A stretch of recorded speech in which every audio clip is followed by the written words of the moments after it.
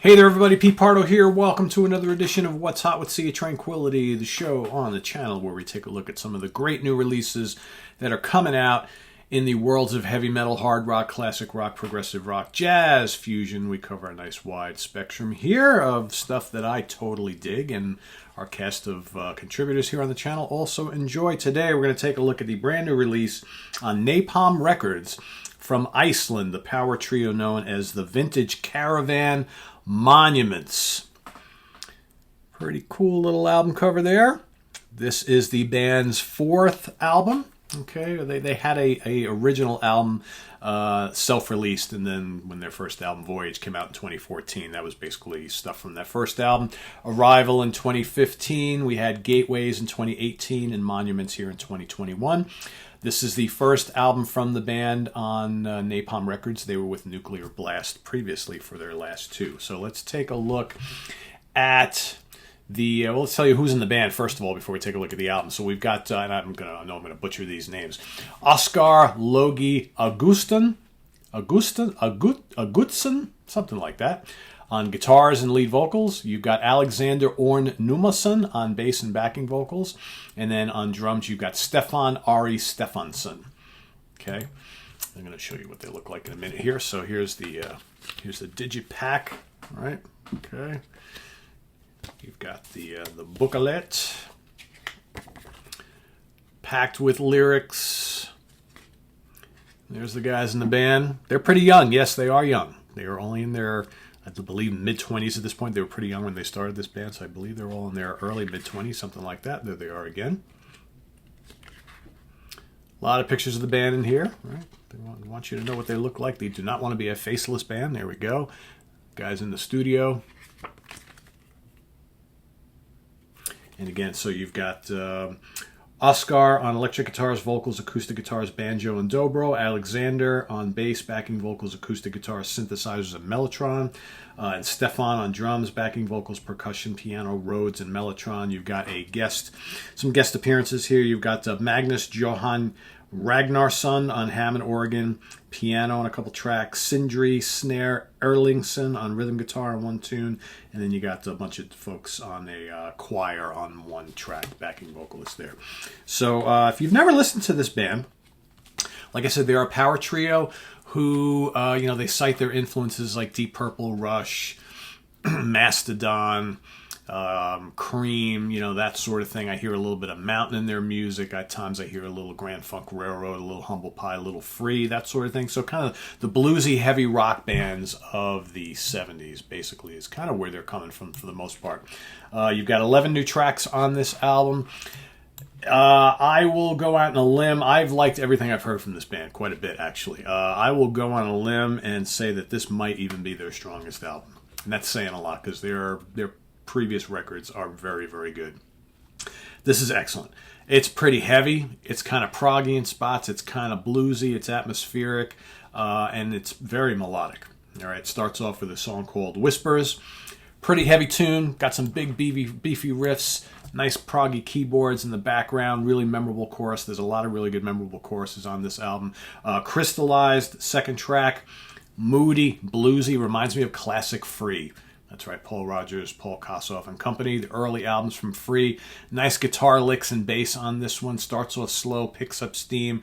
I love how it gets heavier as the song progresses. The vocals are outstanding. Can't Get You Off of My Mind. Really good chorus. Very, very memorable song. Shimmering guitar chords. Heavy riffs on the chorus. Absolutely amazing vocals. Really strong song. Dark Times. Big, epic sounding. These guys get into these kind of like, complex shuffles at times between the guitar, bass, and drums that almost sound like vintage Captain Beyond circa their first album. Really good guitar licks, big, epic feel. Like I said, you got the guitar swirling all over the place, the rhythm shuffling. Killer, absolute killer song. Next up, you got This One's For You, more of like an atmospheric, kind of dreamy song, almost like a kind of cool bluesy pop song from them. Really nice stuff. Forgotten is up next. Another strong track, 70s style heavy rock. All right. Again, I hear bits of Captain Beyond, maybe a little Deep Purple. Slight doomy edge to it as well. Nice and heavy. Then you've got Sharp Teeth. High intensity, bluesy, heavy rock. Again, a little bits of prog thrown in there as well. Big, heavy riffs, tons of groove. Nice, complex passages here and there. Might be my favorite track on the album. Really, really strong. Sharp Teeth. Then you've got Hell. Yes, Hell. Hell. Kind of atmospheric, but it's got some moments that remind of some of their contemporaries like Witchcraft or Graveyard. Really good vocals, lots of melody, kind of bluesy, kind of haunting sounding, really good. Torn in Two is another one of my favorites here. Big and intense, fast-paced like early Deep Purple, but then you got the big like Black Sabbath riff stomps going on here. Really, really good. Great stuff. Said and Done, another big 70s style heavy rocker. Big riffs, kind of a bluesy swagger going on. Kind of reminds me a little of Humble Pie.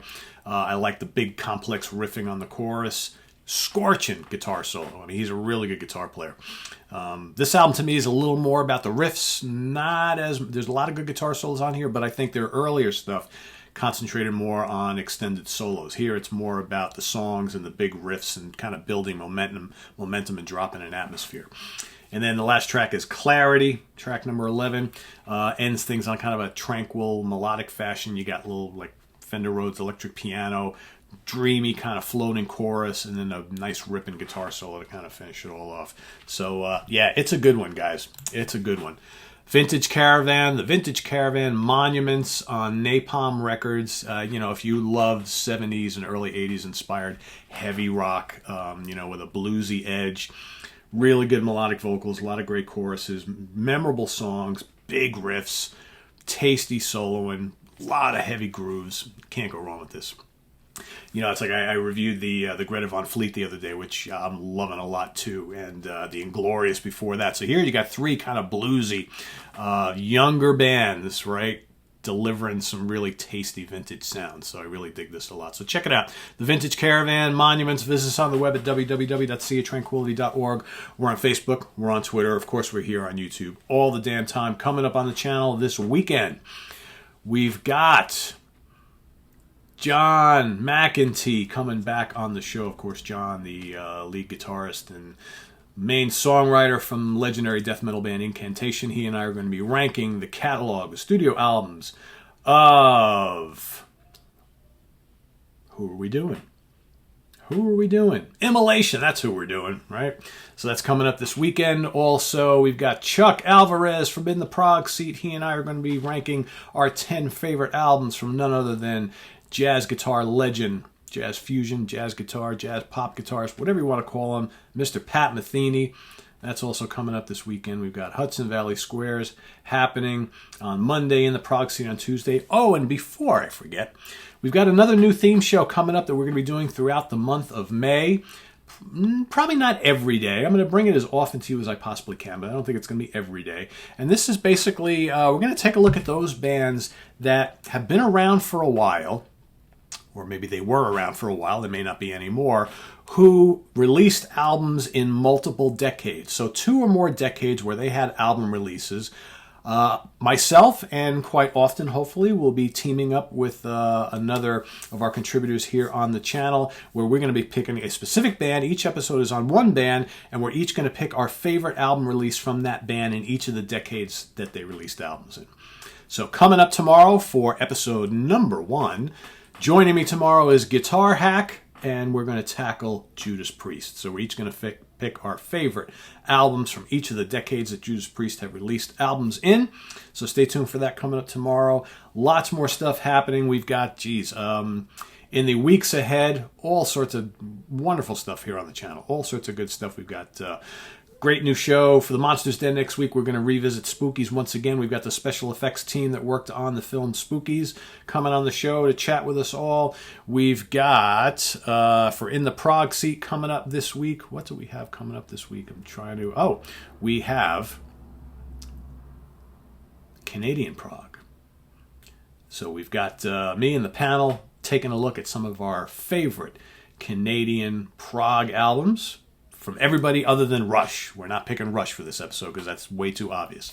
So that's coming up on Tuesday night. The following week, we've got a return, part 2 of our favorite epic Prague tracks. Okay, on the Hudson Valley Squares on Monday, we are going to be telling you our favorite albums released in 1994.